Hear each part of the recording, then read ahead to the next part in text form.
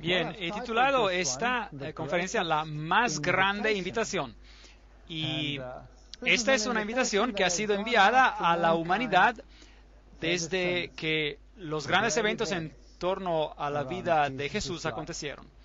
En Juan 2:19, Jesús dice, destruid este templo y en 3 días lo levantaré.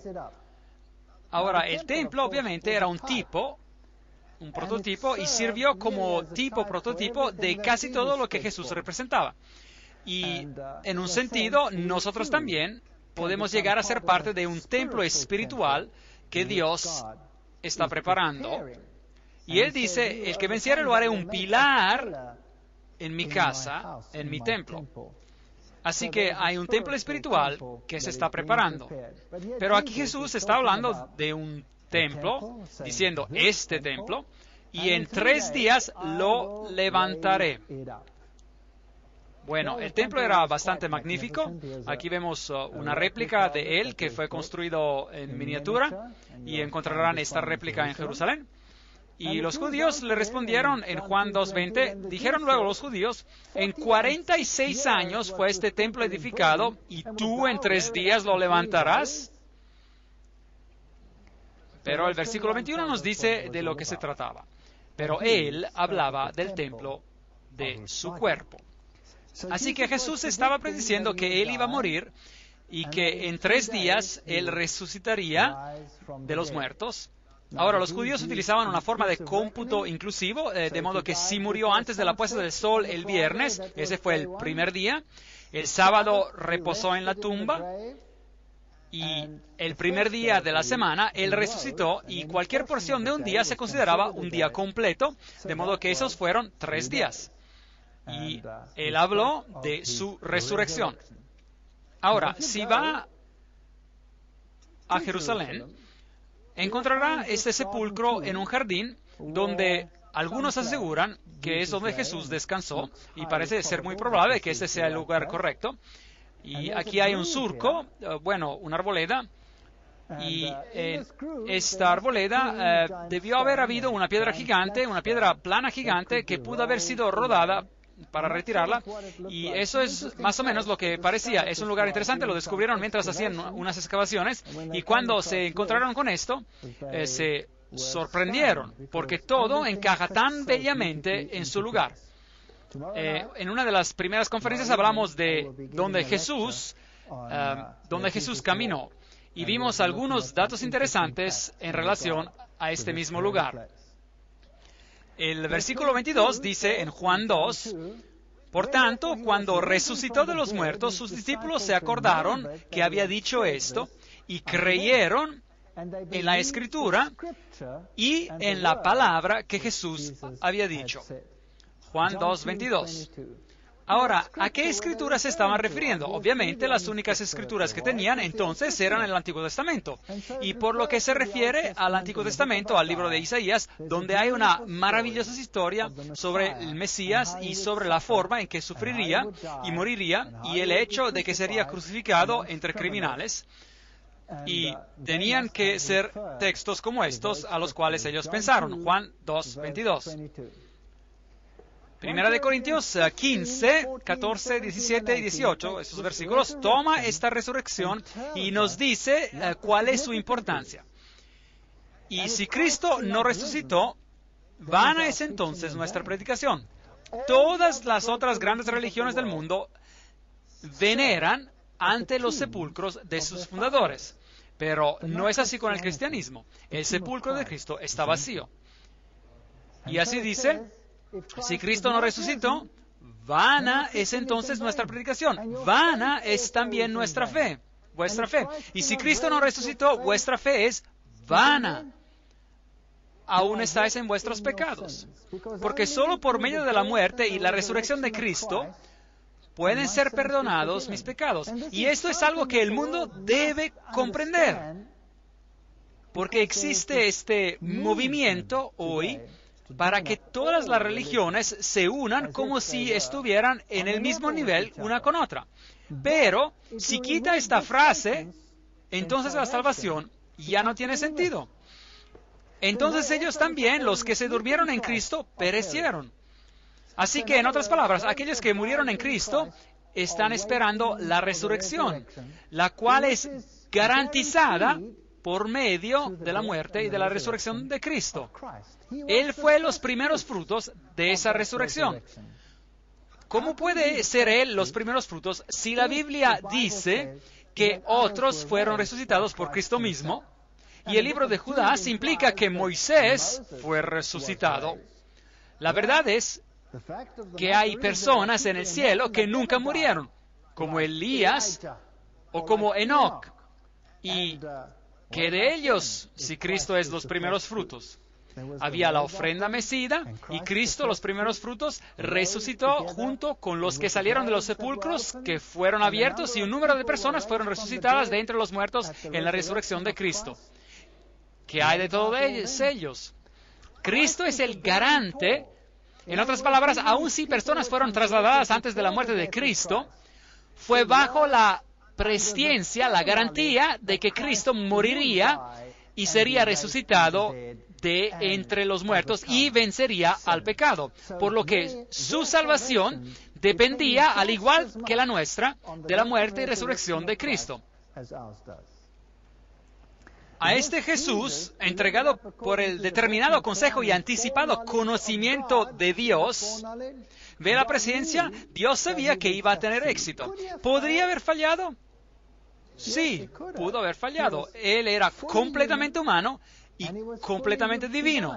Pero Él nunca utilizó su divinidad ni una vez para protegerse a sí mismo. Ni una vez. Y así que en su forma humana, en su humanidad, Él podría haber fallado, pero Él venció donde Adán falló. Así que a este, entregado por el determinado consejo y anticipado conocimiento de Dios, prendisteis y matasteis por mano de inicuos, crucificándole, al cual Dios levantó, resucitó, sueltos los dolores de la muerte, de modo que solo en Cristo hay salvación, por cuanto era imposible que fuese retenido por ella. A este Jesús resucitó Dios, de lo cual todos nosotros somos testigos. Hechos 2, 23, 24, 32. ¿Podemos ser nosotros hoy en día testigos de la resurrección de Cristo, sí o no? Sí podemos. Sí podemos, porque solo en Cristo uno encuentra el tipo de transformación que vemos en personas que lo han aceptado y que lo han seguido en todos sus caminos. Sin Él es imposible, porque por lo que Cristo debe estar vivo. Y si usted elige caminar con Él y tener una experiencia con Él, entonces sabrá que Él no se está pudriendo en algún sepulcro, sino que Él es el que resucitó de los muertos y está sentado a la diestra del Padre. Y luego, después de la resurrección, Jesús da la comisión. id y doctrinad, enseñad a todos los gentiles, bautizándolos en el nombre del Padre y del Hijo y del Espíritu Santo. La plena Trinidad, la plena potencia de la Trinidad. Enseñándoles que guarden, ¿qué dice? Todas las cosas que os he mandado, y he aquí, yo estoy con vosotros todos los días hasta el fin del mundo. Mateo 28, 19, 20. ¡Qué tremenda comisión! Y esa comisión abarca todo. No se puede dejar una parte aquí y una parte allá. Se debe enseñar todo. Por lo tanto, una relación que culmina en el bautismo es basada en la verdad, se basa en la palabra, porque lo que Cristo les enseñó, ya sea a través de los profetas o personalmente, es la palabra de Dios. Y no podemos tomar porciones de ella, la tenemos que tomar toda. Guarden todas las cosas que os he mandado. ¿Habló Cristo a través de los profetas en el pasado, sí o no? Claro que sí. Todas las cosas fueron creadas por Él y para Él, y sin Él nada de lo que ha sido creado fue creado. Así que todo desde el principio viene de Cristo. El bautismo es mencionado 80 veces en el Nuevo Testamento. ¿Le parece que eso era importante en esos entonces? Yo lo creo. No es solo una cosa fugaz. Se menciona 80 veces. Juan 3:23 dice, Juan bautizaba también en Enón, hablando acerca de Juan el Bautista, junto a Salim, que es otro nombre para Jerusalén, porque había allí muchas aguas. Entonces, para bautizar se necesita un poco de agua o una buena cantidad de agua. Se necesita una buena cantidad de agua. Juan 3:23. Por lo tanto, ¿qué significa ser bautizado? La palabra griega es baptizo, que significa bañar, sumergir o hundir bajo el agua. Y debe haber un significado específico también, porque Dios no hace nada al azar. Todo lo que Dios hace y dice tiene un sentido, tiene un profundo significado espiritual. Dios no es un Dios que dice así es y ya. Así que bautizar significa sumergir bajo el agua, y este es el río Jordán, y aquí es donde Juan el Bautista bautizó porque había mucha agua allí.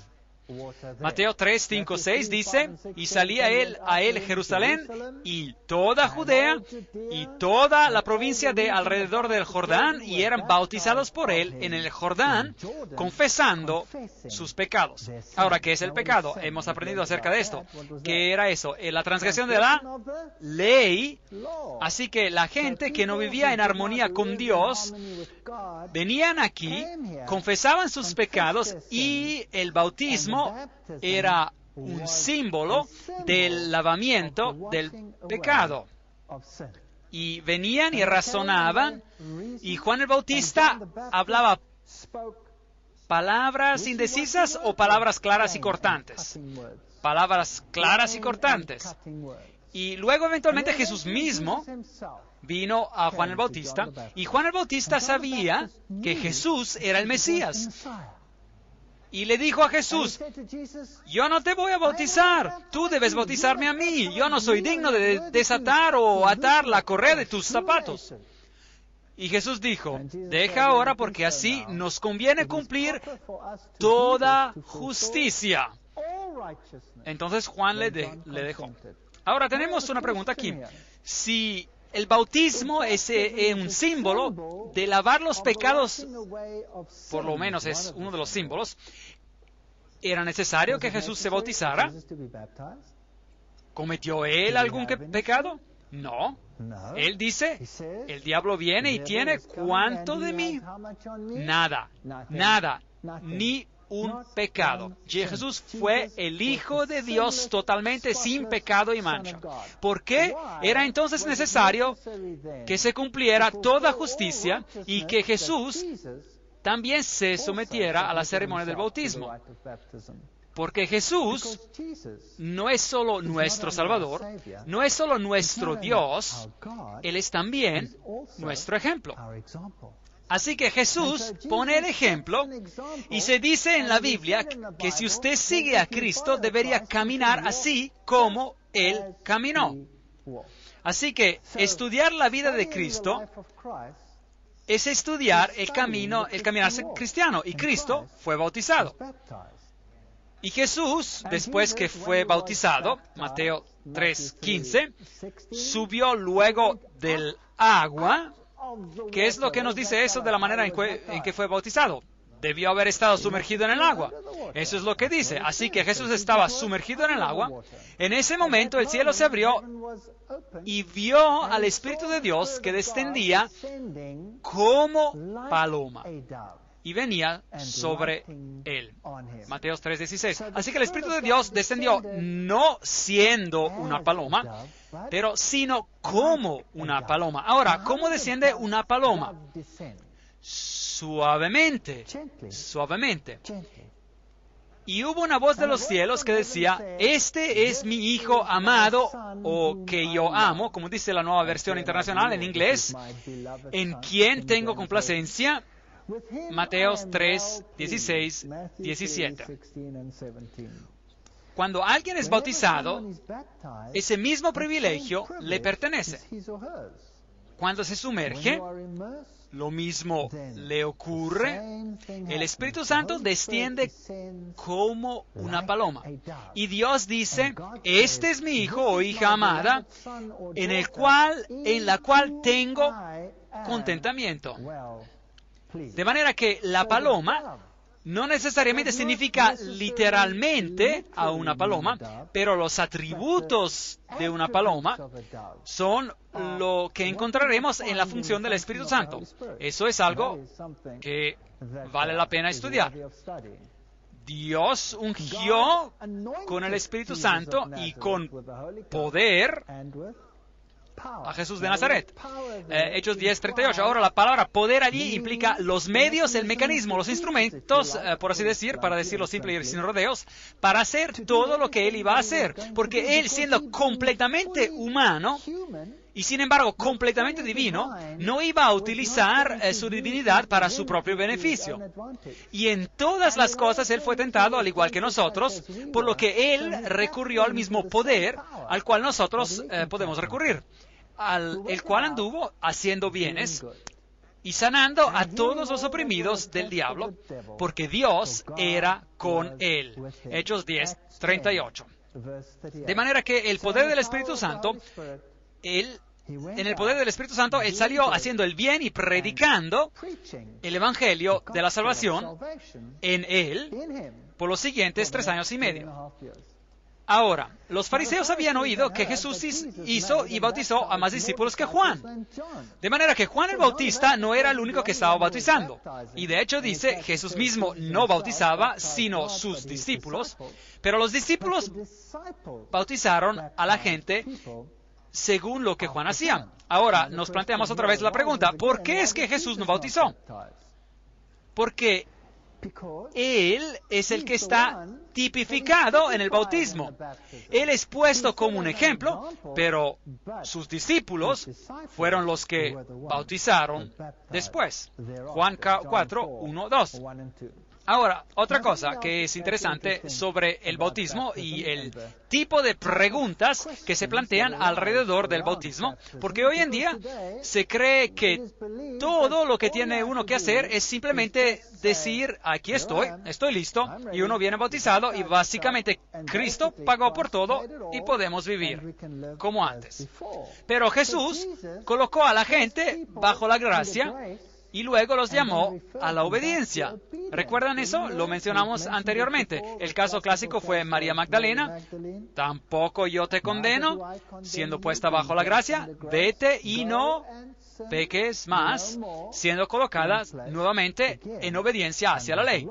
Ahora, en este caso en particular había este alto funcionario, Él era el tesorero de una reina, era un eunuco, era probablemente un hombre negro, probablemente, y él viajaba por el desierto, había ido a Jerusalén, por lo que él era judío, era un judío devoto, y él estaba leyendo la Biblia cuando Felipe fue enviado a él. Hechos 8, 26, 28. Empero el ángel del Señor habló a Felipe diciendo: levántate y ve hacia el mediodía al camino que desciende de Jerusalén a Gaza, el cual es desierto. Entonces él se levantó y fue. Así Dios habla, hazlo. Y aquí un etíope eunuco de gran autoridad, en virtud de Candace, reina de los etíopes, que tenía el cargo de todos sus tesoros. De manera que él era el ministro de finanzas. Eso es lo que él era. Pero él era un judío, porque él había venido a Jerusalén para adorar. Era la Pascua. Y había venido a adorar en ese día en particular. Estaba él, por lo tanto, familiarizado con los derechos y las leyes y los juicios del sistema judío. ¿Sí o no? Sí. Y era un judío devoto que había venido para adorar, de manera que conocía todo sobre el Antiguo Testamento. ¿Creen que conocía los 10 mandamientos? Por supuesto, conocía los 10 mandamientos y vino para adorar. Y se volvía sentado en su carro y leyendo el profeta Isaías, Hechos 8, 26, 28. Y así Felipe llega hasta él, es invitado a subir al carro y se sienta con él y habla con él y le dice: ¿qué lees? Y él dice: estoy leyendo el profeta Isaías. Y él le dice: ¿entiendes lo que estás leyendo? Y él lee un pasaje de la Escritura que habla sobre el Cordero que fue llevado ante sus trasquiladores y no abrió su boca y fue llevado al matadero. Y Felipe le preguntó: ¿sabe de lo que se trata? Y curiosamente el eunuco dice: ¿cómo puedo al menos que alguien me lo explique? Es fascinante. Dios opera así, trabaja a través de las personas e informa a las personas de la verdad por medio de su pueblo. Y aquí estaba un devoto judío que estaba estudiando el libro de Isaías y estaba buscando para encontrar una respuesta, y Felipe estuvo allí para darle esa respuesta. Felipe corrió enseguida a él y lo escuchó leer el profeta Isaías y dijo: ¿entiendes lo que lees? Y él dijo: ¿y cómo podré si alguno no me enseñare? Diferentes traducciones dicen: si nadie me lo explica, nueva versión internacional, por ejemplo. Y rogó a Felipe que subiese y se sentara con él. El pasaje de la Escritura que leía era este: como oveja a la muerte fue llevado, y como cordero mudo delante del que lo trasquila, así no abrió su boca. Y así Felipe se lo explicó. ¿Qué era lo que le faltaba a este judío? Tenía la ley, tenía la Torah, sabía lo que era ser obediente y seguir los preceptos de Dios, pero ¿qué era lo que él no sabía? No sabía quién era el Mesías. Y así que Jesús fue presentado a él por Felipe. Y cuando se dio cuenta de eso, cuando se dio cuenta que este cordero era el que había sido sacrificado, que era el Cordero de Dios que quita el pecado del mundo, es allí cuando él le dijo a Felipe. Y yendo por el camino, llegaron a cierta agua y dijo el eunuco: aquí hay agua. ¿Qué impide que yo sea bautizado? Y mandó parar el carro. Él conocía la ley, conocía la Torah, y ahora había encontrado el tesoro del cielo. Encontró a Jesucristo, el Salvador. Y es por eso que él dice: ¿qué impide que yo sea bautizado. Ahora, toda esta sección en el libro de los Hechos está escrita en una estructura de quiasmo, lo que significa pregunta-respuesta, pregunta-respuesta, pregunta-respuesta.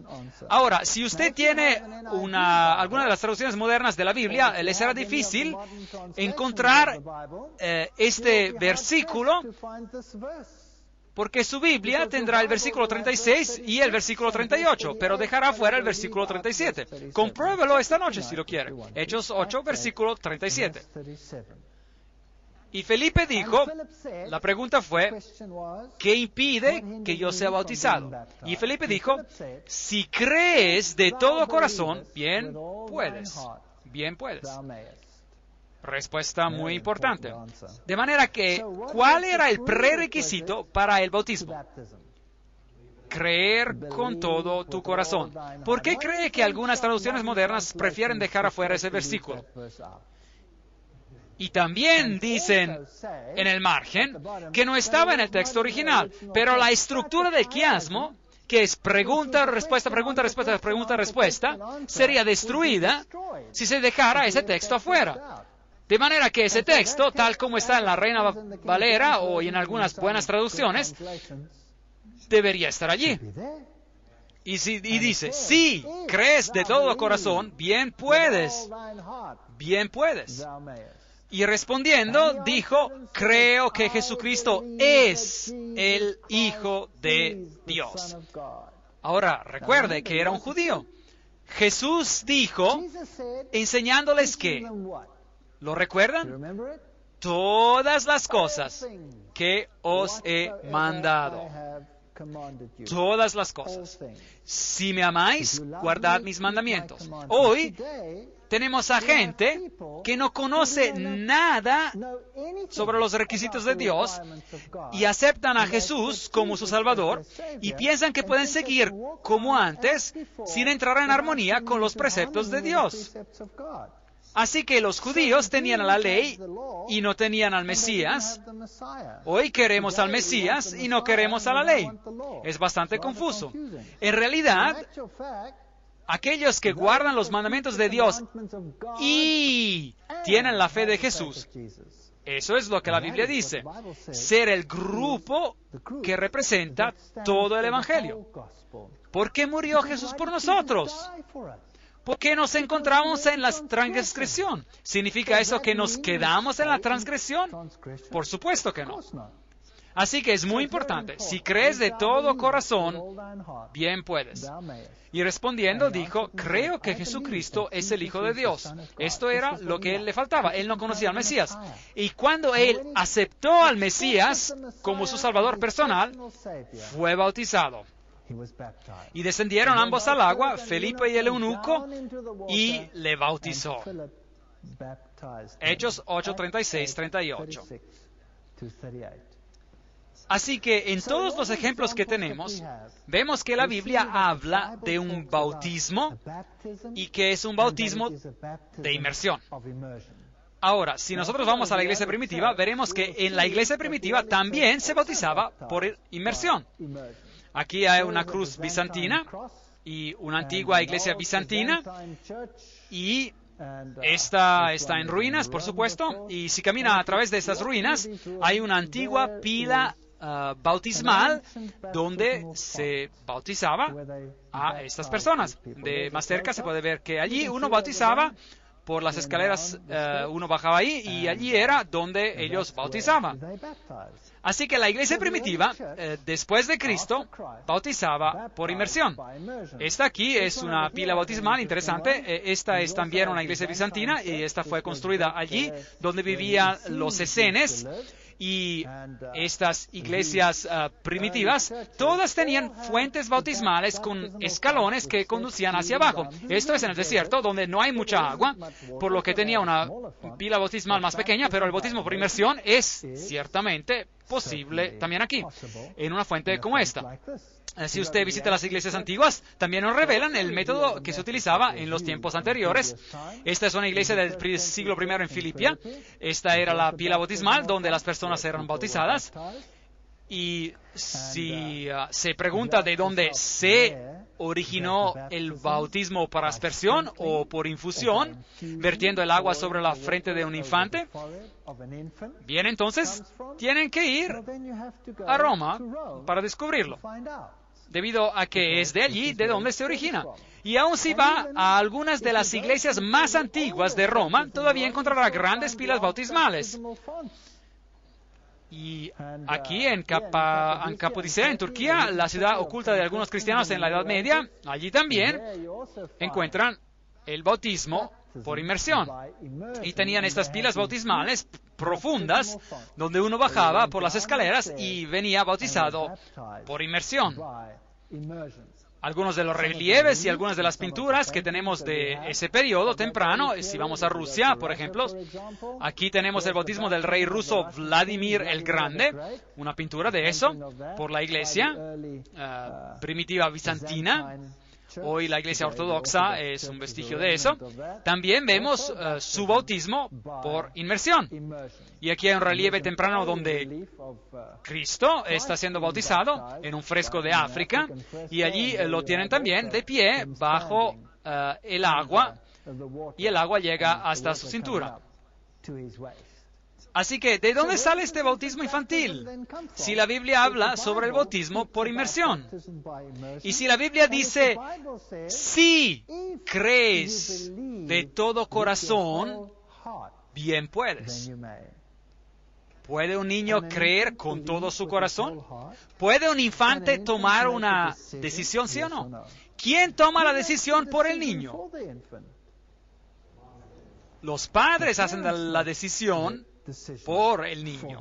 Y el niño, que no puede tomar una decisión aún, que no tiene la capacidad de comprender, viene cubierto por los padres.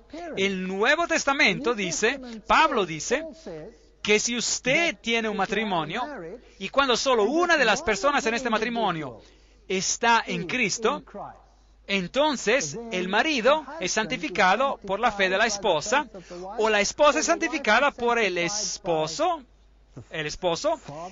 y demás que dice, vuestros hijos serían inmundos. 1 Corintios 7:14, texto fascinante. En otras palabras, cuando vemos a los bebés y a los niños pequeños, la responsabilidad de su conducción y su crecimiento y de su capacidad final para tomar una decisión por sí mismos, esta responsabilidad cae sobre los padres. Y Jesús, ¿qué hizo Él con los pequeños? Los bendijo. Él dijo, dejad a los niños venir a mí y no se lo impidáis. Y Él los bendijo. Y reprendió a los discípulos cuando trataron de impedir que los niños vinieran a Él. Pero este bautismo infantil no es bíblico. Viene de un rito antiguo, viene de Babilonia. Porque los niños eran dedicados por medio de ese sistema en la antigüedad. Incluso tomaban niños en algunos ritos y sumergían a todo el niño, pero a la mayoría solo le hacían una infusión o lo aspergían. En el sexto siglo después de Cristo tenemos la introducción del bautismo infantil. Ahora, el dios Jano, que era el de la doble cabeza, el que mira adelante y hacia atrás, tenemos lo mismo en el águila de las dos cabezas, que es de donde viene, nació 2 veces. El agua bendita era usada para los bautismos y se creaba tomando una antorcha del altar y sumergiéndola en el agua, que después se convertía en agua bendita. Y hoy es el mismo tipo de cosas. Toman a una vela en algunos ritos desde el altar y la sumergen en el agua y simboliza el dios Sol sumergiéndose en las aguas de la matriz para renacer como Horus, el Salvador. Así es que es de allí de donde proviene este ritual y de donde proviene el agua bendita. La siguiente maldición fue pronunciada sobre los desertores de la Iglesia Católica. Que el Hijo, que sufrió por nosotros, lo maldiga. Que el Espíritu Santo, que sufrió por nosotros en el bautismo, lo maldiga. Sea maldito aquel que dice que los adultos deben de ser bautizados. Ese es el libro History of Romanism, la historia del romanismo, página 510. Así que Roma introdujo el bautismo infantil para entrar en armonía con los antiguos ritos paganos. Ahora, a propósito, puede ver en realidad de dónde esto origina, porque en el rito pagano, el Espíritu Santo y Horus, el dios Horus, son una misma entidad. Juno, la paloma, era el símbolo del aspecto femenino de la deidad, de modo que si considera el culto luciferiano, entonces Lucifer es a la vez hombre y mujer, Juno y la paloma, y también es considerado como el Espíritu Santo. Eso lo leemos en los libros de Alice A. Bailey, y lo que es interesante aquí es que dice, porque todos son uno, que el Espíritu Santo que sufrió por nosotros en el bautismo, que lo maldiga. ¿Sufrió el Espíritu Santo en el bautismo de la Biblia, sí o no? No. El Espíritu Santo descendió suavemente como paloma sobre Jesús. ¿Quién era el que iba a sufrir y morir? Jesús iba a sufrir y morir. Y ciertamente el bautismo que tuvo lugar no refleja este bautismo, pero refleja el sumergimiento y la muerte del Dios Sol, pero no de Jesucristo. Así que la maldición del catolicismo romano, con la que uno está maldito si usted representa el bautismo de adultos, nos dice de dónde viene. El cardenal James Gibbons, la fe de nuestros padres, respondió a esta pregunta. Por varios siglos, después del establecimiento del cristianismo, el bautismo fue conferido por inmersión. De manera que Roma lo admite, que la inmersión total era la forma en que el bautismo tomaba lugar. Pero desde el siglo XII, la práctica del bautismo por infusión, eso es derramar el agua sobre la frente, ha prevalecido en la Iglesia Católica, ya que esta manera es llevada a cabo con menos inconvenientes que el bautismo por inmersión. ¿Tiene eso sentido? Esto no tiene sentido para nada. Juan 3:3 dice, de cierto te digo, que el que no naciere de nuevo no puede ver al reino de Dios. Así que este nacer de nuevo representa una muerte y una resurrección. Y el bautismo representa esa muerte y esa resurrección, la que nosotros experimentamos en Cristo. No fue sino hasta el concilio de Ravenna, en el 1311 después de Cristo, que el rociar y el derramar agua fueron oficialmente aceptados como teniendo una validez al igual de la inmersión en el rito del bautismo. Así que los ritos paganos fueron introducidos suavemente, y hoy en día allí están arraigados, y si no los sigue, entonces usted está bajo maldición. Así que, como con todas las doctrinas extrañas que tenemos en el mundo cristiano de hoy, tenemos que ir a Roma para encontrarlas. Este sistema en que la Iglesia y el Estado trabajan en conjunto para lograr una forma unitaria de religión, que será la adoración última del ángel con la antorcha, el caído, Lucifer. Bien, Roma es muy impresionante, muy espectacular. Esta es la estatua de Moisés, que fue esculpida por Miguel Ángel, y tiene un pequeño corte en la rodilla, y nos dicen que Miguel Ángel miró a la estatua y dijo que era perfecta. Y luego le arrojó el cincel y le dijo, ¡levántate! Y por supuesto no se levantó, solo recibió un pequeño corte en la rodilla. Esa es la historia. ¿Será verdad o no? No sé. El gran Pontifex Maximus, Pontífice Máximo, el gran constructor de puentes para tomar el lugar de Jesucristo, el que es el puente entre el cielo y la tierra, ciertamente no es él, el Pontífice Máximo, sino es Jesucristo. Así que con todos esos sistemas, nosotros encontramos que Roma es quien está detrás de todo. Y es la que está recibiendo los elogios y la adoración hoy. Se afirma que el bautismo infantil trae al niño a la familia de Dios. Y luego ellos afirman que este es el nuevo pacto que cubre a toda la familia. El bautismo es una consecuencia de la aceptación de Jesucristo como su Salvador personal, de haber aprendido todos los preceptos de Cristo, de haberlos aceptados y de estar conscientes de que somos pecadores viviendo en transgresión a la ley de Dios y que nuestra única esperanza es que esta mancha sea lavada en la sangre del Cordero y luego de caminar en armonía con Cristo en su poder por medio de Él. De eso es lo que se trata. Y los niños simplemente no pueden hacer eso.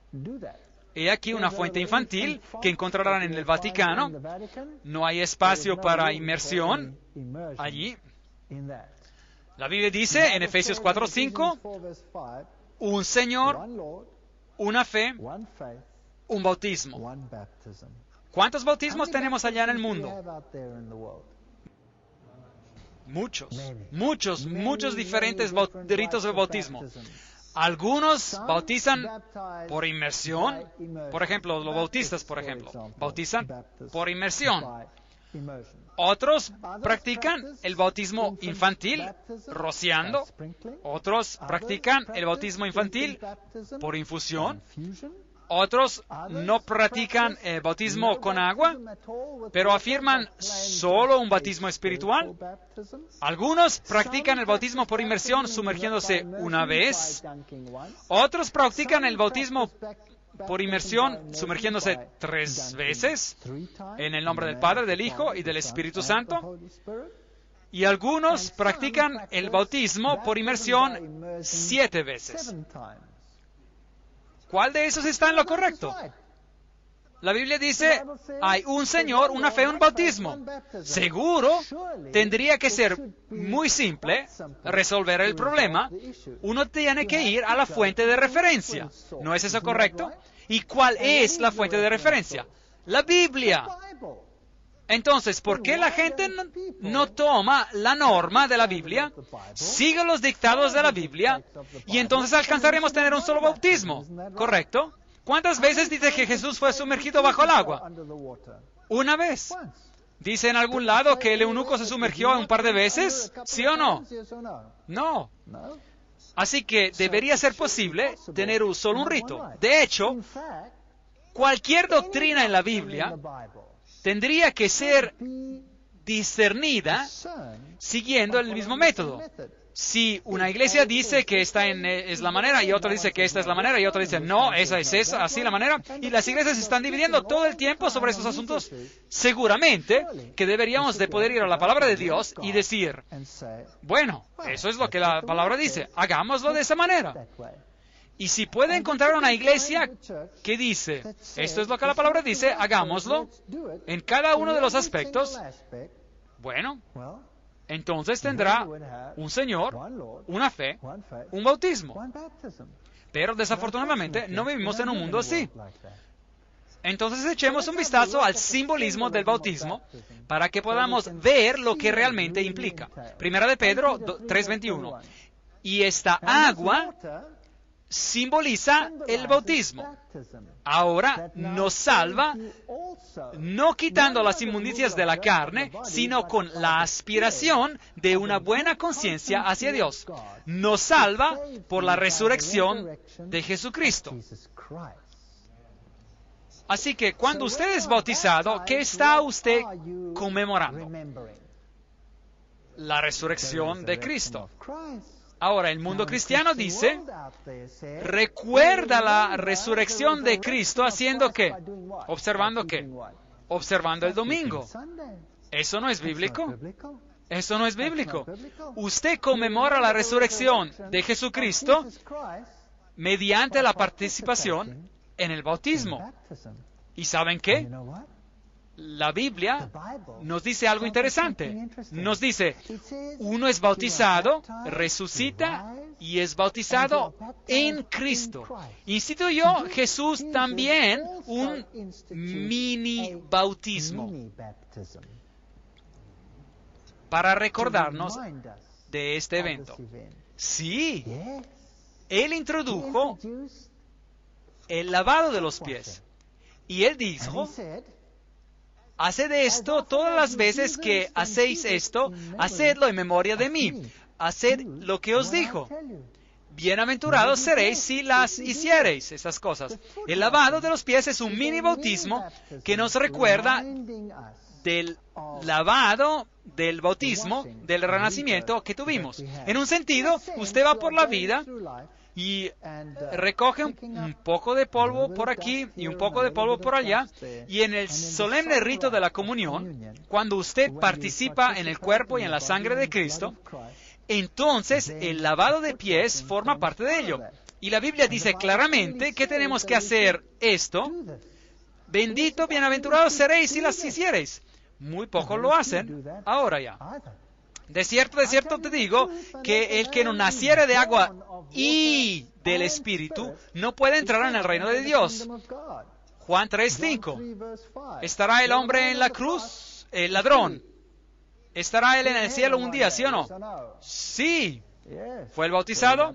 No. Entonces, ¿cómo puede este texto ser verdad? Ven, si tú no tienes una oportunidad de hacerlo, Dios juzgará la intención del corazón. Y al que sabe hacer lo bueno, dice la Biblia, y no lo hace, le es pecado. Santiago 4:17. Dios pasa por alto los tiempos de ignorancia, pero debemos de tomar todas esas cosas en cuenta. De cierto te digo que el que no naciere de agua, si tiene la capacidad y sabe, debe nacer de agua y del Espíritu. Sin el Espíritu no tiene sentido. No puede entrar en el reino de Dios. Eso es algo muy serio. Juan 3:5. Por lo tanto, si leemos sobre lo que ocurrió en la iglesia temprana, cuando esas conversiones comenzaron a tomar lugar, ellos se quedaron conmovidos profundamente por las palabras de los discípulos después de que habían crucificado a Cristo, y dijeron, hermanos, ¿qué haremos? Y Pedro les dijo, arrepentíos. ¿Qué significa eso? Dar la vuelta. Uno iba en esa dirección y ahora va hacia la dirección opuesta. Uno se encontraba en el pecado y la transgresión y ahora da la vuelta hacia el otro lado. Y bautícese cada uno de vosotros en el nombre de Jesucristo. Hechos 2, 37, 38. En otras palabras, la cuestión en juego es que Jesús era el Mesías al que habían crucificado. Ellos quebrantaron la ley crucificando a Cristo porque dice, no matarás, no asesinarás, y ellos lo hicieron. De manera que tuvieron que arrepentirse, tuvieron que aceptar a Jesucristo como a su Salvador personal y tuvieron que ser bautizados. Hechos 2, 38, 39. Arrepentíos y bautícese cada uno de vosotros en el nombre de Jesucristo para perdón de los pecados. Y recibiréis el don del Espíritu Santo, porque para vosotros es la promesa, y para vuestros hijos, y para todos los que están lejos, para cuantos el Señor nuestro Dios llamare. Ahora, algunos alegan que este texto dice, está bien bautizar a los niños pequeños. ¿No es eso lo que dice? Dice que cuando uno acepta a Cristo, entonces uno será bendecido, de acuerdo al Antiguo Testamento, por miles de generaciones. Dios actúa según la decisión de uno, y uno le da a Dios el derecho de interceder en su propia vida y de protegerlo. Y recibiréis el don del Espíritu Santo, de manera que cuando uno es bautizado, es dotado con un don especial. Antes de eso, uno puede recibir impresiones por parte del Espíritu Santo, uno puede ser conducido por el Espíritu Santo, pero ahora, en su bautismo, uno recibe el don del Espíritu Santo. Y esta promesa es para vosotros y para vuestros hijos, porque los hijos están cubiertos por la decisión y la fe de uno. Y para todos los que están lejos, todas las personas, y para cuantos el Señor nuestro Dios llamare. Así que va para todos los tiempos. Primera de Samuel 15:22 dice, el obedecer es mejor que los sacrificios. Así que si Dios dice esto, y si Dios dice que uno tendría que arrepentirse y ser bautizado, entonces eso es lo correcto de hacer. Efesios 4, 11, 13, Reina Valera Antigua, dice, y él mismo dio unos ciertamente apóstoles y a otros profetas y a otros evangelistas y a otros pastores y doctores para perfección de los santos, para la obra del ministerio, para edificación del cuerpo de Cristo, hasta que todos lleguemos a la unidad de la fe y del conocimiento del Hijo de Dios, hacia el hombre perfecto, hasta la medida de la estatura de la plenitud de Cristo. Entonces, ¿cuál es el propósito de estos dones que Dios va a impartir durante el bautismo? Durante el bautismo. Para el ministerio. Para el ministerio. Es para la perfección de los santos. Para la edificación del cuerpo de Cristo. Todos reciben una parte. E incluso la persona más humilde recibe una parte. Incluso aquellos que prácticamente no tienen ninguna gran habilidad, pueden ser también ellos tan bendecidos por Dios y se convierten en poderosos y gigantes dentro de la iglesia. Algunos tienen la capacidad para orar, algunos tienen diferentes dones, algunos tienen dones de la hospitalidad. ¿Quién es más importante? El que hace que alguien se sienta como en su casa y confortable y consuela a la gente, o el que habla el Evangelio. ¿Quién es más importante? El uno no es más importante que el otro. ¿Puede uno decir al otro, no te necesito? Bernabé era conocido por su espíritu suave y por hacer que la gente se sintiera a gusto. Y eso es tan importante como cualquier otro gran don, o sea, de ser un evangelista o un pastor o un maestro. Sea cual sea el don, Dios da a cada uno según como Él, para edificación del cuerpo de Cristo, hasta que todos lleguemos a la unidad de la fe. Ahora, esto nos dice una vez más que lo que vemos allá en el mundo no puede ser correcto. No se puede tener 1,000 o 2,000 fees o más. Hay una fe, un Dios, una fe, un bautismo, hasta que todos lleguemos a esta armonía. Porque de la manera que un cuerpo tenemos muchos miembros, en un cuerpo tenemos muchos miembros, pero no todos los miembros tienen la misma función. Así nosotros, siendo muchos, somos un cuerpo en Cristo. Ahora, el cuerpo de Cristo es la iglesia. Los miembros del cuerpo, ahora, somos nosotros. Podemos ser partes integrantes de diferentes cuerpos que enseñan diferentes cosas, ¿sí o no? Bueno, ¿qué dicen? Si hay una verdad, un bautismo y una fe, podemos tener diferentes fees y diferentes enseñanzas sobre asuntos que absolutamente que no son bíblicos cuando los comprobamos con la Biblia, ¿sí o no? No. Sin duda tenemos que entrar en armonía cuando se trata de los asuntos de la fe. Así nosotros, siendo muchos, somos un cuerpo en Cristo y todos miembros los unos de los otros. Así que se habla de la unidad en el Espíritu. De manera que teniendo diferentes dones, según la gracia que nos es dada, Romanos 12, 4, 6. De manera que Dios, durante el bautismo, cuando se convierte usted en parte del cuerpo de Cristo, uno es dotado con el Espíritu y se le otorga poder para hacer lo que Dios lo eligió que haga dentro del cuerpo. Y nosotros somos testigos suyos de estas cosas y también el Espíritu Santo. Ahora, escuchen atentamente. Hechos 5:32 dice, el cual ha dado Dios, el Espíritu Santo, a los que, ¿qué dice allí? A los que le obedecen. Así que todos reciben el don del Espíritu Santo, ¿sí o no? No. Usted tiene que ser obediente a los preceptos de Cristo. De lo contrario, este texto no se puede aplicar. Tiene que ser obediente a los preceptos de Cristo. Así que, en otras palabras, el eunuco era obediente a los preceptos de las Escrituras, pero no sabía quién era el Mesías. Hoy en día, si aceptamos a Cristo como nuestro Salvador personal, también tenemos que aprender a obedecerle, ¿sí o no? Tienen que ser ambos. Y este es un asunto muy importante. Será un factor decisivo en el final de los tiempos.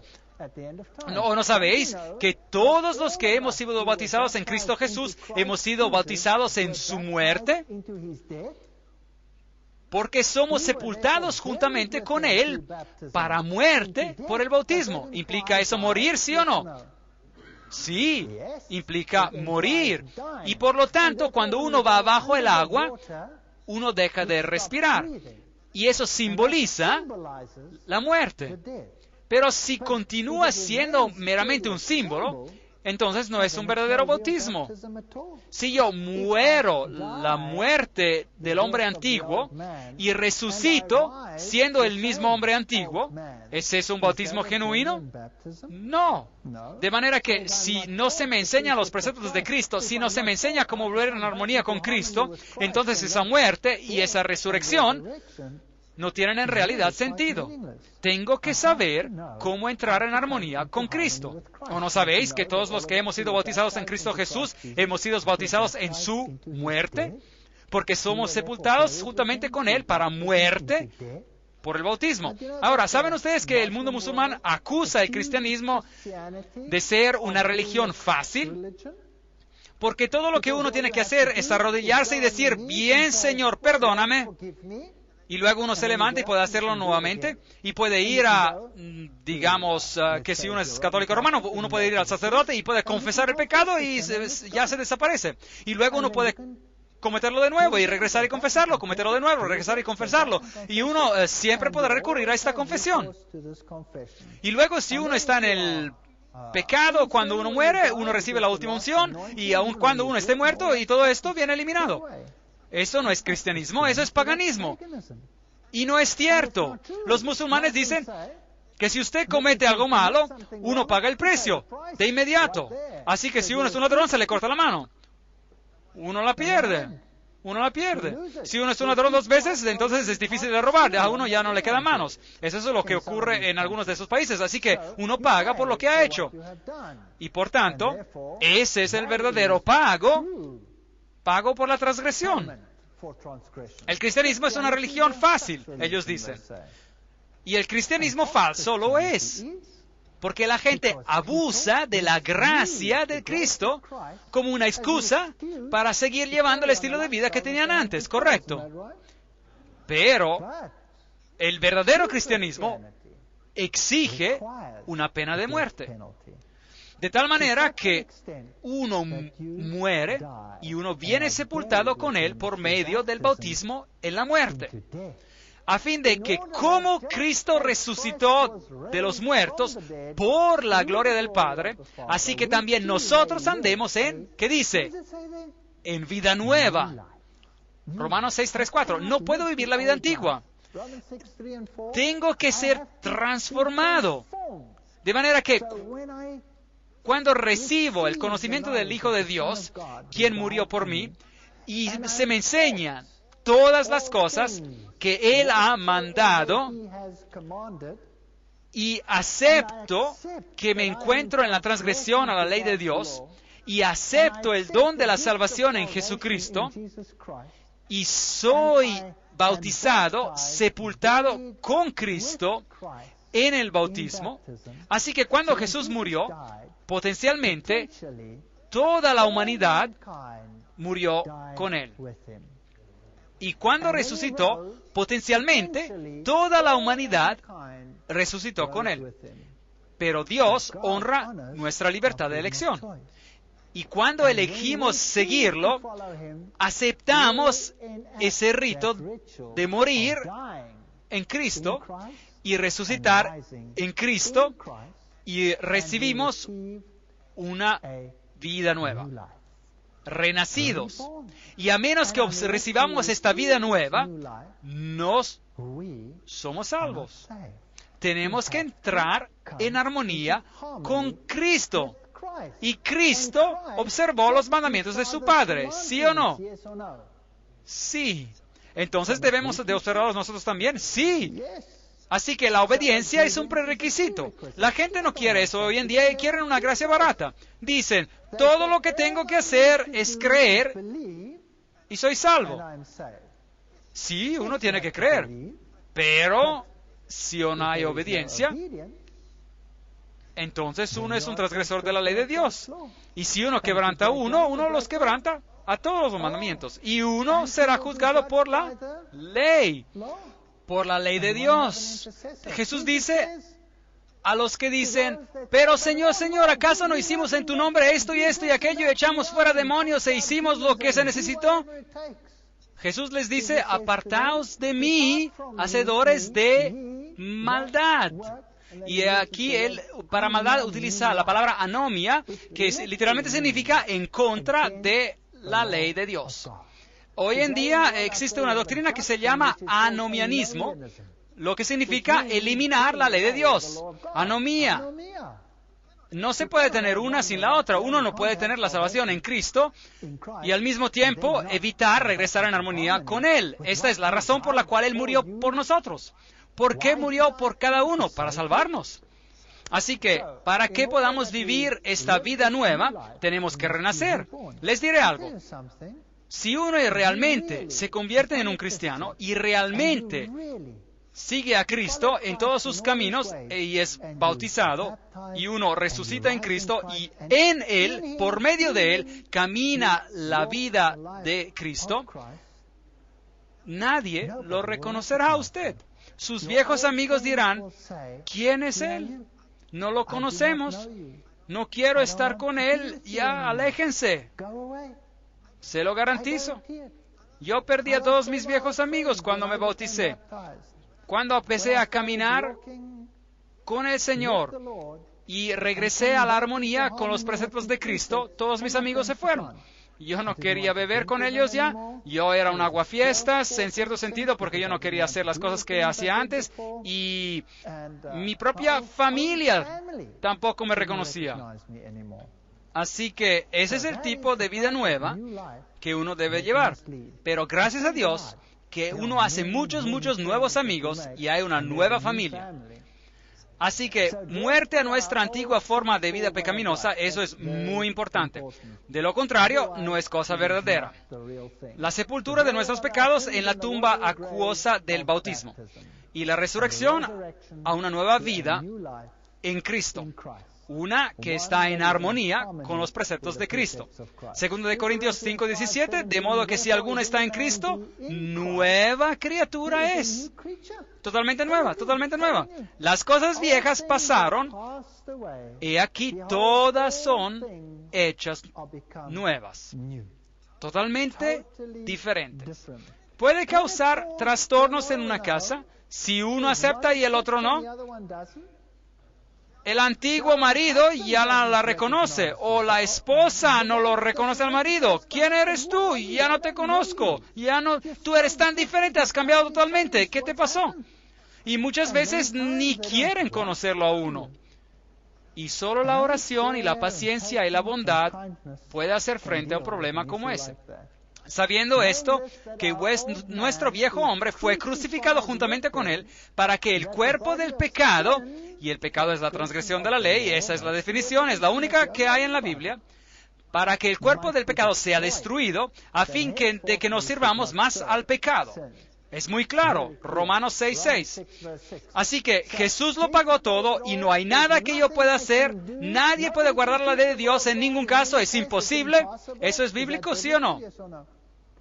Bien, ¿es eso bíblico o no?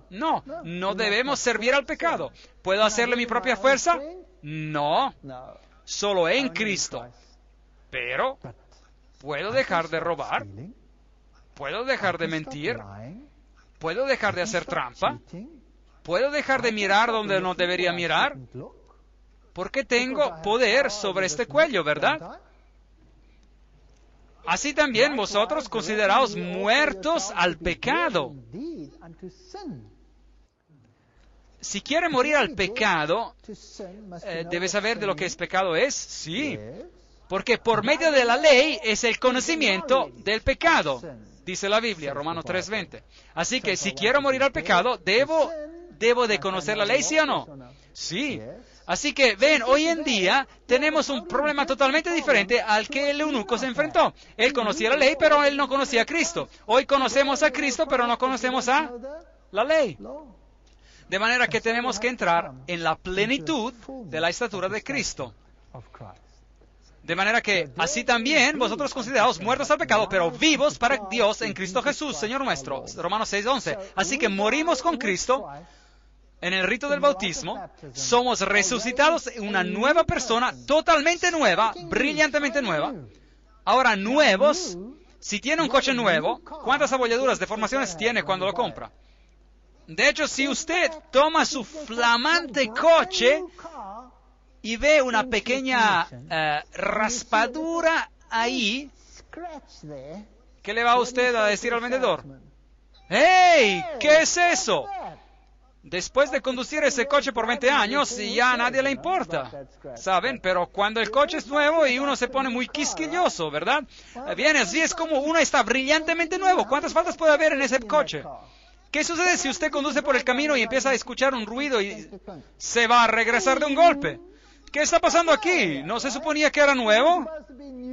Nuevo significa nuevo, persona totalmente nueva. ¿Cuántas abolladuras, deformaciones, cuántos pecados, cuántos de lo que sea hay en este nuevo individuo? Ni uno solo. Se han ido todos. Usted se presenta ante Dios como si nunca hubiera pecado. Con Cristo estoy juntamente crucificado. He muerto, pero yo estoy vivo. Y ya no vivo yo, más vive Cristo en mí. Así que si me jacto y digo, yo tengo el poder de hacer esto ahora, y yo tengo el poder de hacer aquello ahora, eso no es tampoco bíblico. En Cristo, y lo que ahora vivo en la carne, la vivo en la fe del Hijo de Dios, el cual me amó y se entregó a sí mismo por mí. Gálatas 2:20. Es fantástico, es fantástico. Yo no me convierto en un títere de Cristo. Cristo no me controla como un títere y dice, eres una marioneta, tienes que hacer esto, lo que sea, y esto y el otro. No, yo tengo la libertad de elegir. Y elijo seguir a Cristo. Y cada día el diablo me preguntará, ¿por qué estás haciendo eso? ¿Estás loco? Mira lo que tengo que ofrecerte. Él tiene solo un montón de potasa, no tiene nada. Y así que yo elijo día tras día de seguir a Cristo. Así que el bautismo conmemora la muerte, la sepultura y la resurrección de Cristo. Eso es lo que hace. En segundo lugar, simboliza la muerte y la sepultura del viejo hombre de pecado. En tercer lugar, representa la resurrección a la nueva vida en Cristo Jesús. Y en cuarto lugar, indica el lavado del pecado. Hechos 22:16. Eso es lo que el rito del bautismo representa. Ese es el simbolismo. Cuando uno es levantado del agua, ¿qué le pasó a Jesús? La paloma descendió. Así que cuando uno es levantado del agua, uno es una nueva persona en Cristo. Entonces, uno recibe el don del Espíritu, sea lo que sea, como Dios quiere. ¿Saben que muchos se sientan en la iglesia preguntándose, ¿cuál es su don? Bueno, yo no tengo ningún don. Nada me pasó a mí que yo recuerde. Si no están dispuestos a caminar con Cristo, ¿van a tener una experiencia con Él, sí o no? Muchos ejercen sus dones todos los años y ni siquiera saben que están ejerciendo un don. El que creyere y fuere bautizado será salvo. Marcos 16:16. Ese texto es usado tan incorrectamente hoy en día. Creer significa todo. Uno tiene que creer todo.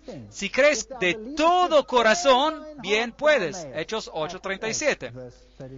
Varones hermanos, ¿qué haremos? Pedro les dijo, arrepentíos. Eso significa volver a la armonía con los preceptos de Cristo. Y bautícense, lávense, sean renacidos. Y bautícese cada uno de vosotros en el nombre de Jesucristo. Porque solo en Él vivimos y nos movemos y somos. Así que los que recibieron su palabra fueron bautizados. ¿Quiere decir eso que hubo algunos que no recibieron su palabra? Claro, muchos no la recibieron. Y se añadieron aquel día como 3,000 personas. Hechos 2:41. De modo que al cuerpo de Cristo fueron añadidas 3,000 personas. Ahora, hoy es un bautismo en masa en el Jordán. Mucha gente va al Jordán para ser bautizados. Miles y miles y miles van a ser bautizados. Y me pregunto si ellos entienden la plenitud del rito del bautismo. Es agradable ser bautizados por inmersión, porque esa es la manera bíblica. Y de hecho, la Iglesia Adventista del Séptimo Día acepta el bautismo por inmersión. Hecho en otras iglesias, sí fue hecho según la manera bíblica. Y uno puede convertirse en miembro simplemente por profesión de fe. Y aquí una joven siendo bautizada en un lago, y ellos dicen, la Iglesia Católica dice que era menos inconveniente hacerlo de esa manera. Bueno, Cristo lo hizo y yo me quedé sorprendido por esta persona. Tomé esta foto en Alemania, donde esta joven fue bautizada. ¿Qué ven allí? Hielo flotando alrededor. Increíble. Eso es determinación para ser bautizado. ¿No están de acuerdo? Eso es determinación. Vamos a echar un vistazo a los pasos para la salvación y los veremos según la Biblia. Número 1, uno tiene que aceptar el sacrificio de Cristo. Romanos 3:23. Uno tiene que creer que Él es el camino, la verdad y la vida, y tienen que creer que esta es la forma en que se hace. Hechos 16:31. Número 3, uno debe de confesar. 1 de Juan 1:9. Y debe de haber una decisión. Apocalipsis 3:20. Debemos de tener todos estos 4 componentes. Romanos 3:23 dice, por cuanto todos pecaron y están destituidos de la gloria de Dios. Todos somos pecadores, por tanto, todos deben nacer de nuevo para entrar en el reino de los cielos. Uno debe ser una persona nueva, uno que regrese a la armonía con Cristo, porque uno no va a entrar en el reino de otra manera. Por lo tanto, tiene que nacer de nuevo. Todos pecaron. Hechos 16:31. Y ellos dijeron, cree en el Señor Jesucristo y serás salvo tú y tu casa. La fe abarca a los hijos. Maravilloso.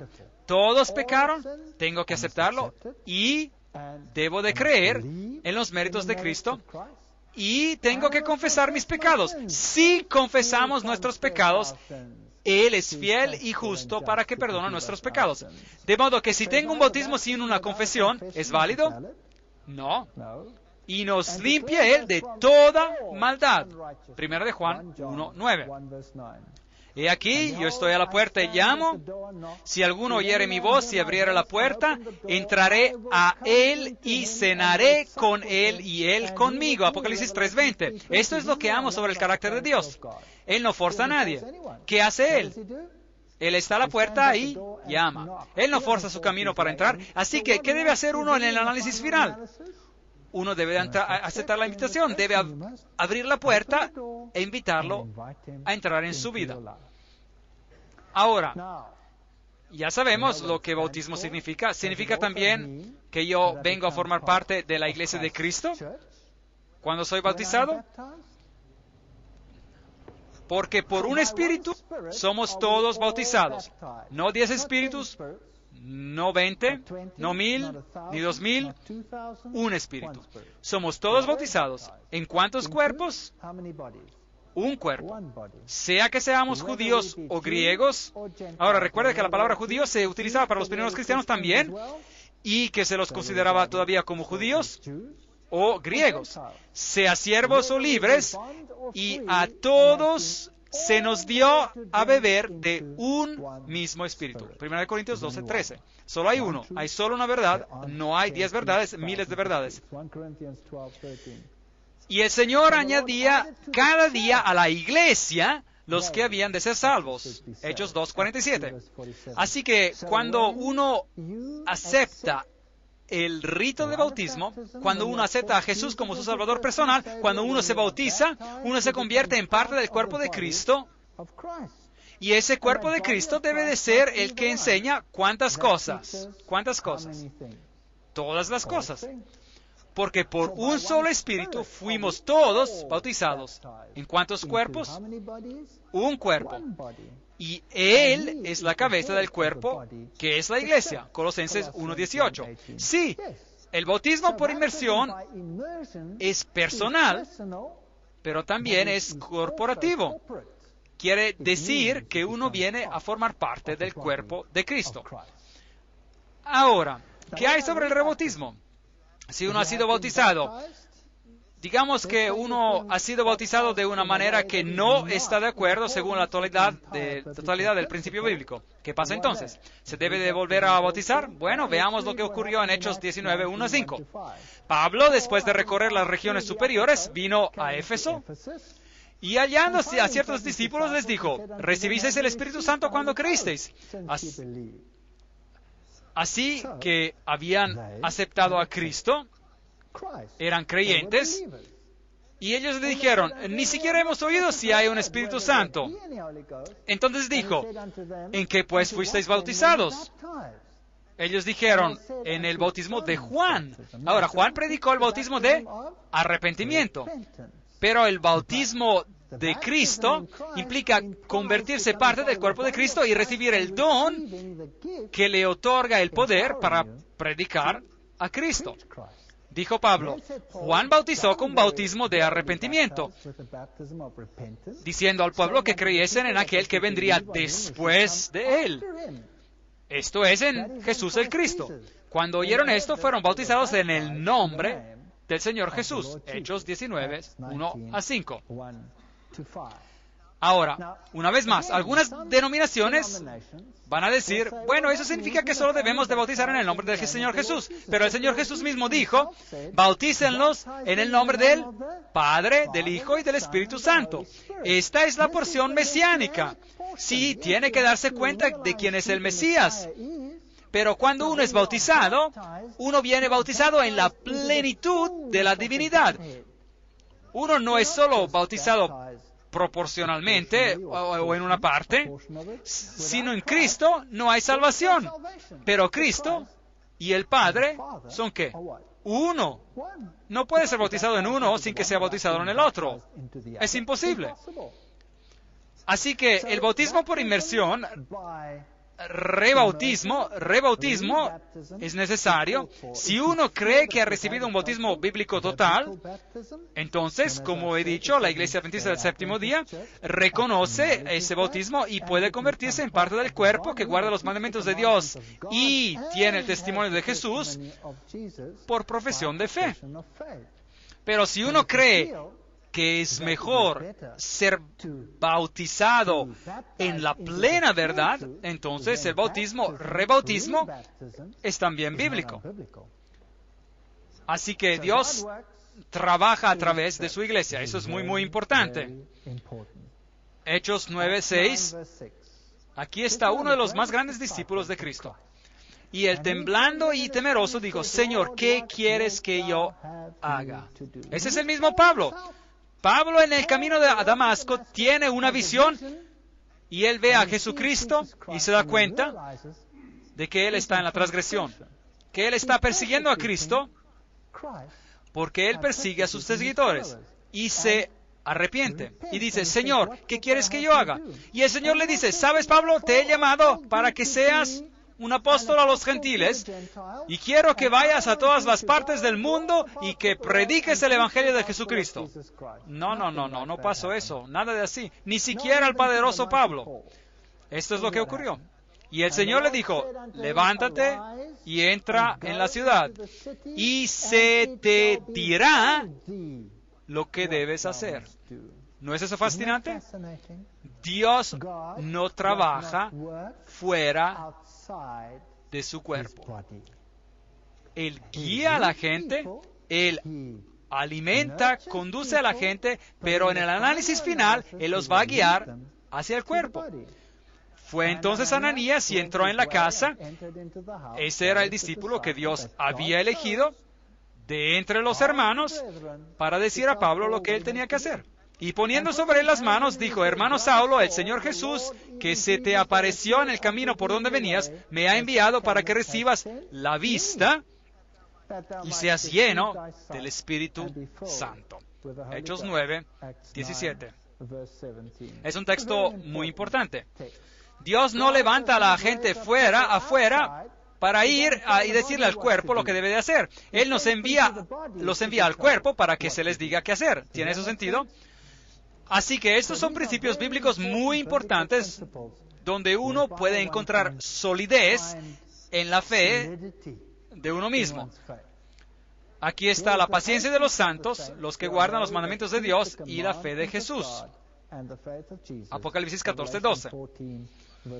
Así que al final de los tiempos, Dios obrará para que haya un cuerpo que no solo predica el bautismo por inmersión y la salvación en Cristo y en Cristo solamente, pero que también enseña todas las cosas, los preceptos de Cristo. Y de la misma manera como Cristo dio un ejemplo en todas las cosas, ellos también tienen que dar el ejemplo en todas las cosas.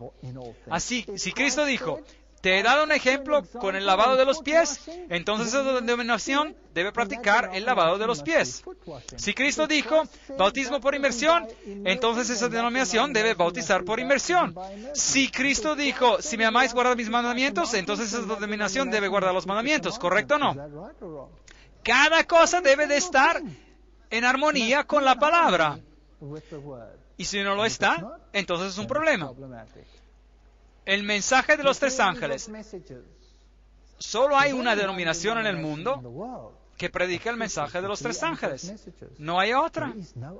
Usted puede buscar por toda esta tierra, de norte a sur, de este a oeste. Solo hay una denominación cristiana que enseña el mensaje de los tres ángeles. También tengo a otras ovejas que no son de este redil. Aquellas también debo traer. Y oirán mi voz y habrá un rebaño y un pastor. Juan 10:16. Dios va a traer a todo el mundo a una decisión. Muy pronto, todo este mundo tendrá que tomar una decisión. Y en ningún momento durante todas esas conferencias les he dicho que si uno no es miembro de la Iglesia Adventista del Séptimo Día, uno está perdido. De hecho, he dicho, el pueblo de Dios está en todas las iglesias. Pero Dios va a llamar a todos a cuentas. Y Él va a decir, elige la marca de la bestia o la marca de Dios. Una de dos. Sean sellados con el sello del mundo o sean sellados con el sello de Dios. Hicimos un gran estudio sobre lo que eso implica. El sello de Dios, el sábado, es un símbolo de obediencia al dador de la ley en todos los aspectos. Y las ovejas tendrán que escuchar, ya sea en un sentido o en el otro. Mas no ruego solamente por estos, sino también por los que han de creer en mí por la palabra de ellos. Así que el predicar la palabra hace parte del Evangelio de la salvación, para que todos sean uno, como tú, oh Padre, en mí y yo en ti, que también ellos sean uno en nosotros, para que el mundo crea que tú me enviaste. Juan 17, 20 y 21. Él dice, yo no ruego por el mundo, oro por aquellos que están dispuestos a obedecer. Ahora sé que hemos pasado muchas cosas juntos. Y como lo fue en los días de antaño, así será en nuestros días. Pero no estoy desanimado. ¿Saben? Hemos visto los números declinar y declinar y declinar. Y eso es normal. Cuando uno predica la plenitud de la obediencia en Cristo y el aceptar a Jesucristo como su Salvador personal, no es tan popular como la predicación de algo que es menos problemático. De manera que se tiene la idea de que esta es una enseñanza dura. ¿Realmente tengo que cambiar mi vida? ¿De verdad tengo que morir? ¿El viejo hombre de pecado tiene que ser realmente enterrado? ¿No puedo quedarme con un poco de él? ¿No puedo estar en un poco de transgresión? ¿En verdad tengo que entrar en armonía con todos los preceptos del Decálogo? ¿No podré seguir observando el domingo, por ejemplo? ¿No es acaso posible? Esta es una enseñanza dura, ¿saben? Requiere mucho. Sí, lo requiere. Requiere mucho. Juan 6:60. Al oírlas, muchos de sus discípulos dijeron, dura es esta palabra, ¿quién la puede oír? Nada de nuevo allí. Juan 6:66. Desde entonces muchos de sus discípulos volvieron atrás y ya no andaban con él.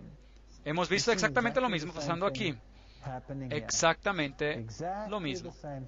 Juan 6:67 dijo entonces Jesús a los 12, ¿queréis acaso iros también vosotros? ¿Y qué contestaron? Le respondió Simón Pedro, Señor, ¿a quién iremos? Tú tienes las palabras de vida eterna. Sí, solo hay una verdad, y esa verdad es el camino, y la verdad, y la vida, y conduce a Cristo, y Cristo nos lleva a la obediencia, entonces no hay otro camino. Por tanto, cuando nos enfrentamos a una decisión, ¿voy a hacer esto o no voy a hacer aquello? Si quiero tener vida, y sé lo que es correcto, y no lo hago, entonces se convierte para mí ¿en qué? Dice la Biblia. En pecado. Por lo que tengo que tomar una decisión. Algunos dirán, hay muchas cosas que no comprendo todavía. Hay mucho que no entiendo. No puedo tomar una decisión. No entiendo muchas cosas. ¿Por cuánto tiempo podrán posponerlo de esta manera? Probablemente para siempre. Yo tampoco lo entiendo todo. Ciertamente que no. Y supongo que voy a seguir aprendiendo por el resto de mi existencia, aún por la vida eterna. Veamos lo que la Biblia dice sobre esta cuestión. Salmos 97:11. Luz está sembrada para el justo y alegría para los rectos de corazón. Yo creo que todos los que estamos sentados hoy aquí hemos estado juntos por toda esta serie. Hemos hecho tanto juntos. Y todavía ustedes están sentados aquí, así que yo sé que han disfrutado de esta luz. Tal vez no fue fácil, pero escucharon.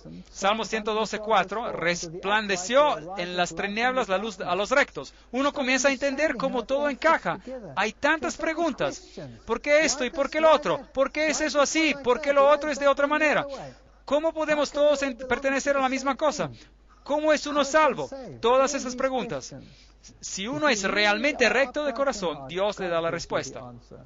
Salmos 119 y 130. La exposición de tus palabras alumbra. De manera que si no está basada sobre la palabra, si no es bíblica, entonces esa luz no es necesariamente de Dios. Proverbios 4:18. Mas la senda de los justos es como la luz de la aurora, que va en aumento hasta que el día es perfecto. De manera que se va a hacer más brillante y más brillante y más brillante conforme uno continúa, ¿sí o no? Sí, uno nunca puede llegar al punto donde uno puede decir, lo entiendo todo. De otra manera, lo puede hacer a un lado.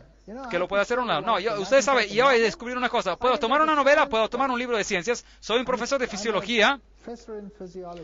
Hay un libro de fisiología que he utilizado durante mucho tiempo. Ni siquiera tengo que molestarme en levantarlo más. Puedo ir a mi clase y puedo recitarlo de memoria. Solo dejarlo ahí. No lo necesito verlo otra vez. El libro no cambia. Es exactamente el mismo. Ayer, hoy y mañana. Nuevas cosas. Sí, bueno, uno tiene que mantenerse al día. Pero por ese libro no me preocupo. Pero la Biblia la he estado estudiando durante 16 años. Y todavía estoy grandemente impresionado por lo que leo en el versículo que yo pensaba conocer. Cada día. Uno aprenderá para siempre y para siempre. Por lo tanto, esta razón para no seguir a Cristo en plenitud es una que uno nunca superará, salvo que uno tome un paso de fe. Ninguno de los sacerdotes y los gobernantes creyeron. Esta es una pregunta muy importante. Si esto es verdad, si esto es verdad, ¿cuántas conferencias hemos tenido juntos? Me olvidé. Lo que han sido, 30, no sé. Y en cada una de ellas, ¿les parecía que era la verdad, sí o no? ¿Puedo ver algunas manos? ¿Quién dice que le parecía como la verdad? ¿Puedo ver un par de manos? Bueno, ahora, si esto les pareció la verdad, si esta es la verdad, entonces, ¿dónde están todos los peces grandes? ¿Por qué no están aquí? ¿Dónde están todos los demás? ¿Dónde están todos los teólogos y los sacerdotes y los pastores y estos y aquellos? ¿Por qué no están todos apresurándose a venir, si esto es verdad? Pues nunca cambió nada. En el pasado tampoco lo hicieron. Juan 7:32. Y los principales sacerdotes enviaron alguaciles, guardias, para que le prendiesen. Ni siquiera se molestaron a ir a escucharlos por sí mismos. Solo enviaron a alguien. Vayan y desháganse de ese hombre. Es irritante. ¿Saben qué es lo agradable sobre la fe que profeso? Es que no tengo que ocultarla. Puedo entrar en un lugar público. Puedo reservar la sala más grande en el mundo. Y puedo estar allí y puedo predicarla. Y nadie podrá decir que no es así. Porque yo nunca dije una palabra. Solo coloqué una cita tras otra en la pantalla. ¿No es eso cierto? ¿No es eso lo que hicimos? Entonces, ¿qué harían si llegaran y dijeran, no lo escuchen? ¿Y qué si Roma viniera y me condenara y dijera, ¿cómo se atreve este hombre a decir estas cosas? Y me arrestaran por decir estas cosas. Todo lo que voy a decir es, nunca he dicho una palabra, ellos mismos lo dijeron, vayan y arréstenlo a ellos. Ellos lo dijeron, vayan y arréstenlos a ellos. Así que esta fe no es algo que se sacó del aire, está basada en el fundamento bíblico y yo la puedo defender en todas partes. No tengo que ir golpeando como un ladrón a la puerta de atrás y pasarle un folleto para obligarlo a hacer esto o aquello. No los forcé a estar aquí. Están todos sentados aquí por su libre elección, escuchando y comprobando versículo por versículo, revisando. Tengo allí una carta de una persona aquí que fue al internet para ver si es esto realmente así. Me encanta eso. La pregunta de este día oscuro, buscó la fecha. Increíble, allí lo dice. Día oscuro de Nueva Inglaterra. Hasta el día de hoy es inexplicable. Y me traen y dicen, sí, mira, ha sido confirmado. Cada palabra. Cada palabra. Los jefes de los sacerdotes enviaron a oficiales para ir y detenerlo. El versículo 46, ellos regresaron. Y dijeron a los sacerdotes, lo sentimos. ¿Dónde está? Lo enviamos para detenerlo.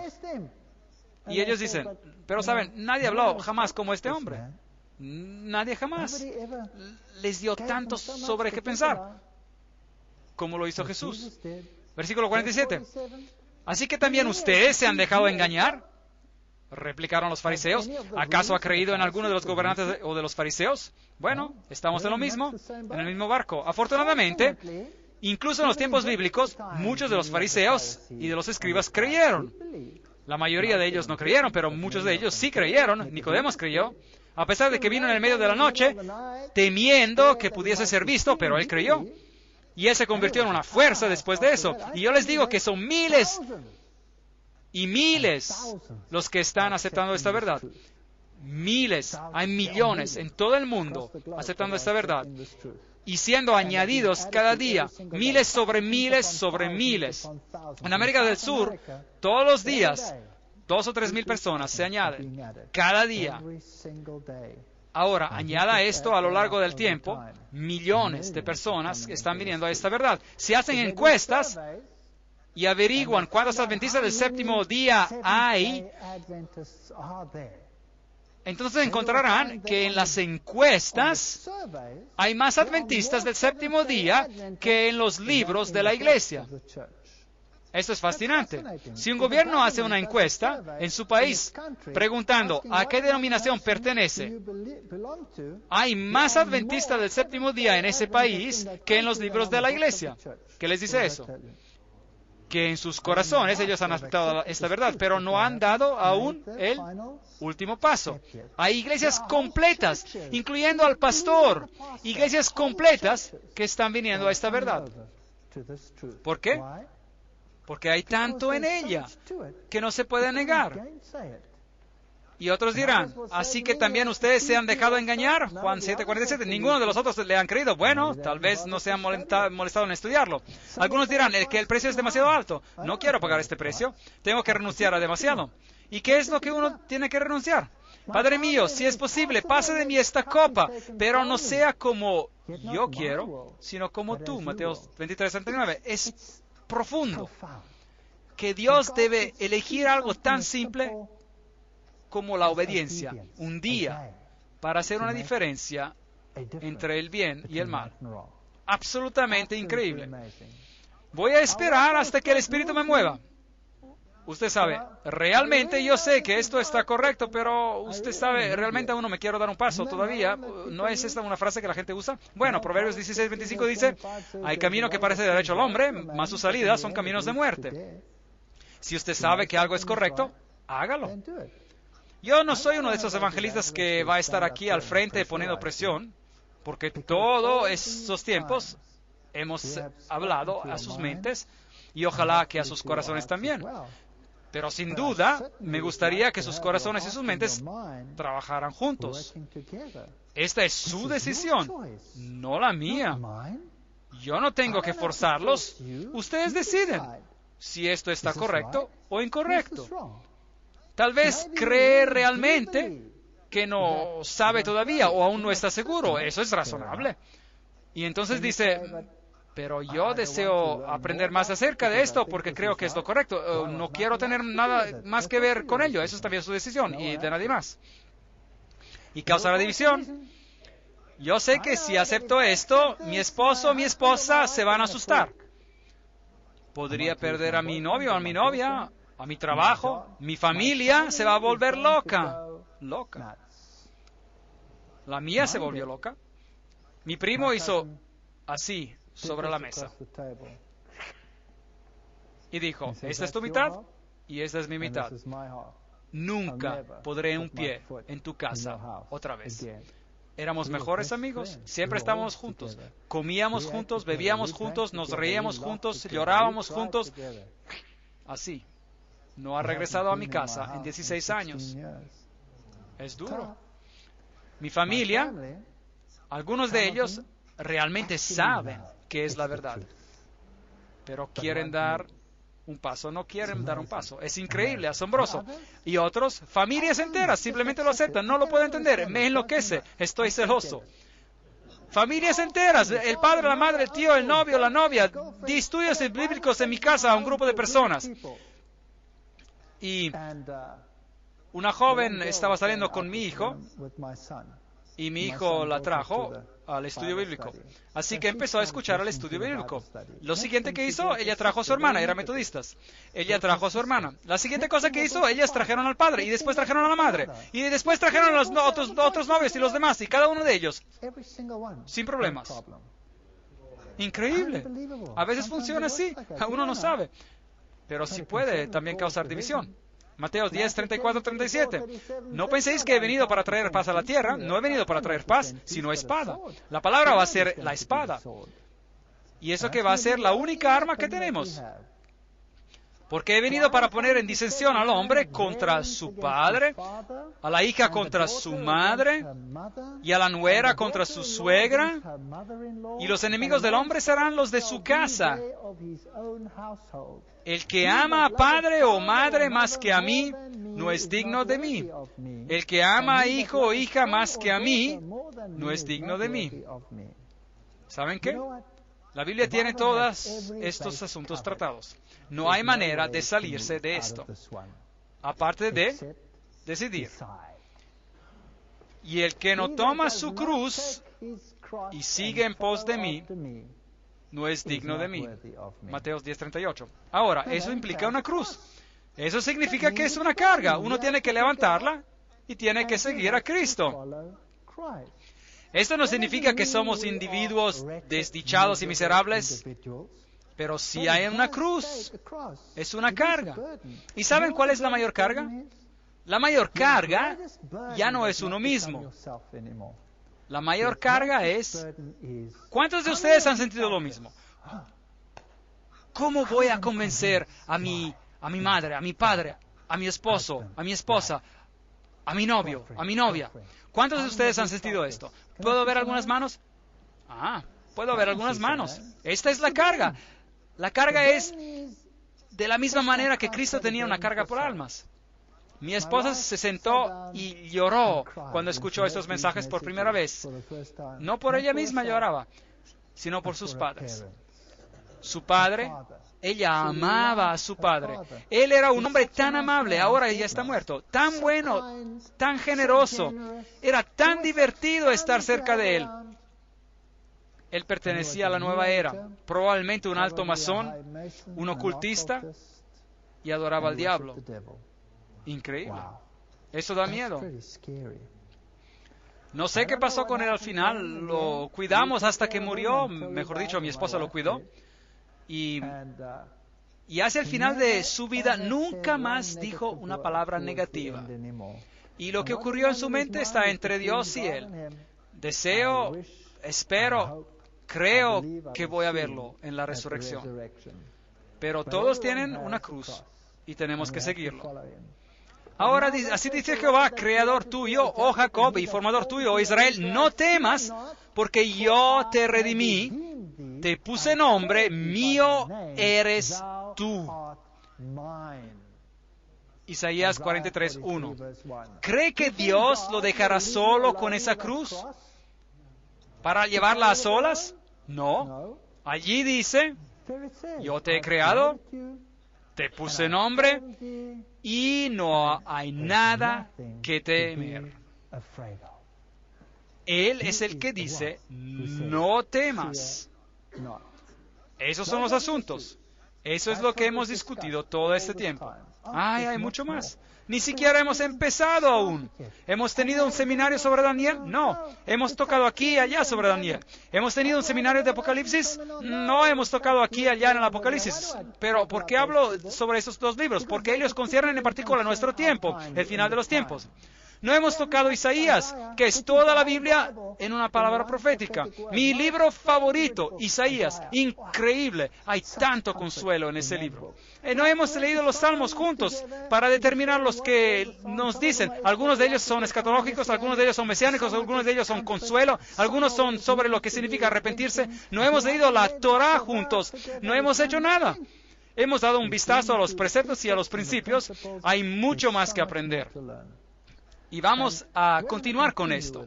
Aunque yo me voy a ir y ya no voy a estar aquí, no soy yo en el que ustedes están interesados. Ustedes están interesados en Jesucristo. Él es todo lo que realmente importa. Y cuando entran en un cuerpo, es a quien sirven. Sirven a Jesucristo. No mira a su alrededor y dice, ¿por qué esta persona aquí? ¿Y por qué esta persona no está haciendo lo que está bien? No es de nuestra competencia saber si está haciendo bien o si no está haciendo bien. Nuestra competencia, nuestra tarea es de seguir a Cristo y de seguir a sus preceptos. Y tenemos que entrar en armonía. Eso significa que yo puedo ir a mi hermano y decir, escucha hermano, ¿por qué sigues haciendo esto cuando la Biblia en realidad dice que esto y aquello y el otro? En amor, uno puede hacer eso, no hay nada de malo con eso. No esperan la perfección, pero esperan la verdad. Y no se den por vencidos hasta que hayan encontrado toda la verdad. Eso es lo que se trata. Y sigan a Cristo, y Él los ayudará, no teman. Él los ha redimido. Así que ese es el asunto. No es que hayamos terminado, pero el asunto es que hemos llegado al punto donde podemos tomar una decisión. Por eso me gustaría invitar a todos los que han decidido, al que ha llegado a la conclusión de que esto es verdad, que se quede después del final de la conferencia para que podamos discutir cómo continuar. ¿A dónde vamos después de esto? ¿Qué hago para cumplir con el rito del bautismo? ¿O he sido ya bautizado? ¿O no estoy listo aún? ¿De qué debo hacer? ¿Dónde encuentro más? ¿Qué debo hacer? Uno no puede simplemente huir del cuerpo de Cristo. Ellos venían añadidos cada día. Por lo tanto, quisiera invitar a todos los que están convencidos que hasta ahora hemos escuchado verdad, a que se queden aquí cuando terminemos. Y vamos a hablar brevemente, solo brevemente juntos, respecto a lo que vamos a hacer en camino hacia adelante. Algunos de ustedes sienten que tal vez están listos para el bautismo. Algunos a lo mejor sienten, yo quiero unirme al cuerpo. Algunos podrían sentirse de manera diferente. Vamos a hacer eso después de esta reunión. Sin presión, nada de eso. Es solo su decisión. Vamos a orar. Padre Celestial, gracias Señor por la verdad. Gracias por la palabra que es verdad, desde la primera página hasta la última. Y gracias por el ejemplo que nos has dado en Jesucristo. Ayúdanos a mantener nuestros ojos fijos en ti y a seguirte en toda obediencia. Señor, por favor, entra en nuestros corazones y en nuestras mentes y ayúdanos a tomar decisiones correctas, a fin de que te sigamos por doquiera que tú nos guíes y no a donde el hombre intenta guiarnos, a cualquiera de nosotros. Gracias por todas las personas que están aquí esta noche Y gracias, Señor, que estás hablando a cada uno de nosotros. Señor, hay muchos que han conocido esta verdad por años, incluyéndome a mí mismo.